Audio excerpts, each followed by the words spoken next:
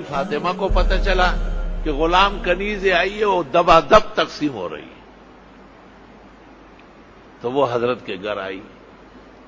اتفاق سے رسول اکرم صلی اللہ علیہ وسلم کاشان نبوت پر موجود نہیں تھے۔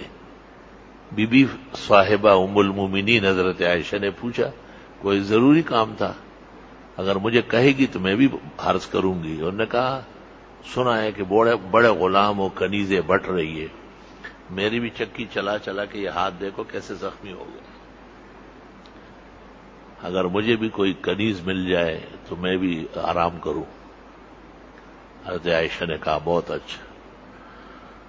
جناب رسول اللہ صلی اللہ علیہ وسلم جب گھر تشریف لائے، بخاری مسلم ترمذی ابو داؤد نسائی ابن ماجہ سب میں، عائشہ بی بی نے کہا فاطمہ آئی تھی، آپ غلام و کنیزیں بانٹ رہے ہیں، بی بی فاطمہ کو بھی کنیز چاہیے۔ آپ نے کچھ نہیں کہا، جواب ہی نہیں دیا، خاموش ہوئے۔ رات کے معمولات، عشاء کی نماز، صحابہ سے گفتگو، مسجد کی تعلیم و تعلم سے جب آپ فارغ ہوئے، بجائے گھر آنے کے سیدھا ان کے گھر گئے۔ حضرت علی اپنے پلنگ پر اور بی بی فاطمہ اپنے پلنگ پر لیٹنے لگے تھے، آپ نے کہا خبردار کہ اٹھ کے بیٹھے، الا رسلکما، جیسے دونوں لیٹے ہو لیٹے رہو، اور درمیان میں جا کے بیٹھ گئے۔ آپ نے کہا بی بی فاطمہ آپ آئی تھی، کچھ چاہیے؟ جی بابا جان یہ آپ نے کہا میں آپ کو اس سے بہتر بتاتا ہوں، رات کو سوتے وقت 33 مرتبہ سبحان اللہ، 33 مرتبہ الحمدللہ، 34 مرتبہ اللہ اکبر پڑھا کرے، یہ دنیا کے غلاموں سے، کنیزوں سے، نوکروں سے، خادموں سے 1000 درجے، لاکھ درجے بہتر ہے۔ او علی ایسے خوش ہوئے، اٹھ بیٹھے، فاطمہ ایسی خوش ہوئی، وہ مطالبہ ہی بھول گئے۔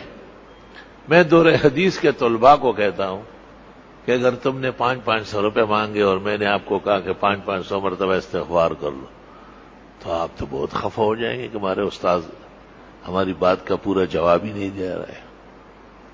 یہ فاصلہ اتنا بڑا پیدا ہو گیا، وہ سن کر خوش ہوئے، اور آپ سمجھیں گے کہ بے جوڑ بات ہے۔ اب جوڑ دیکھو ذرا، پہلی بات یہ کہ غلام اور کنیز اسباب دنیا ہے، اور پیغمبر اور رسول آخرت کے لیے مبعوث ہوئے ہیں، وہ دنیا کے لیے نہیں، ان کا کام آخرت کی محبت و توجہ بڑھانی ہے۔ دوسری بات یہ کہ غلام اور کنیز سے تو جسم کو راحت ملے گی نا، لیکن تسبیحات کرنے سے روح کو طاقت ملے گی، اور روح اصل ہے، جسم تو تابع ہے۔ تیسرا یہ کہ غلام اور کنیز کب تک رہیں گے؟ وہ بھی بوڑھے ہو جائیں گے، آزاد ہو جائیں گے، مر مر کے چلے جائیں گے، لیکن تسبیح سبحان اللہ نصف المیزان، بخاری اور مسلم میں ایک دفعہ سبحان اللہ کہنے سے ترازو جو میزان کا ہے قیامت کے دن وہ آدھا بھر جائے گا، والحمدللہ تملؤ، الحمدللہ سے تو پورا بھر جائے گا، اور اللہ اکبر پر 7 آسمان بھرنا شروع کر دیں گے، اتنی نیکیاں اور اجر جمع ہو جائے گا۔ اللہ اکبر۔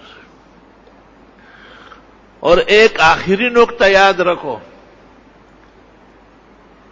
کہ جو لوگ تسبیحات کرتے ہیں، اللہ کا ذکر کرتے، خواہ قرآن کی شکل میں ہو، دینی کتابیں پڑھنے کے رنگ میں ہو، احادیث اور فقہ کی شکل میں ہو، یا اللہ اللہ کرنا ہو، یا تسبیحات نمازوں کے بعد ہو، مختلف اوقات میں ہو، مسجد آتے وقت، جاتے وقت، طہارت خانے جانے سے پہلے، طہارت خانے سے نکلنے کے بعد، سوتے سے پہلے، جاگنے کے بعد، یہ تمام سلیبس ہے، زندگی کا نقشہ جناب رسول اللہ صلی اللہ علیہ وسلم نے بنا کے دیا، تب تشریف لے گئے۔ تو یہ تسبیحات جب آدمی کرے گا تو اس کے غلام اور کنیز ختم نہیں ہوں گے، نہ آپ نے ان کو کھانا دینا ہے، نہ تنخواہیں دینی ہے، نہ ان کو کپڑا بنا کے دینا ہے، وہ جہاں آپ قدم رکھیں گے ہر شخص کہے گا حضرت تھوڑی دیر کے لیے پیر دباؤ، وہ نہیں